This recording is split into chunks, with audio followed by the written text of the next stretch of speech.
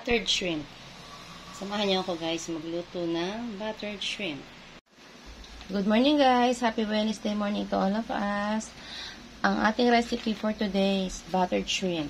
Ang mga ingredients, luya, bawang, sili, lemon, magic sarap, Sprite, pamintang powder, butter, at syempre ang ating hipon. Let's get it on guys!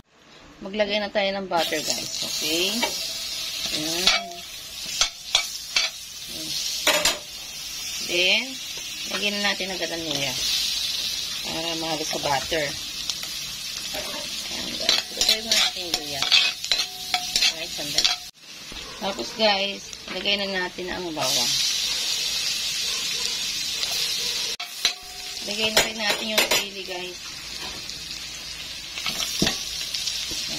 Halo-halo lang muna hanggang maluto yung luya at bawang. Luto na yung bawang, luya, tsaka sili guys. Ilagay na natin dito. Okay? Halo-halo lang muna guys. Lagyan na natin ang magic sarap. Mag-taste ka lang kayo pag mag-adjust na ng lasa. Pamintang powder.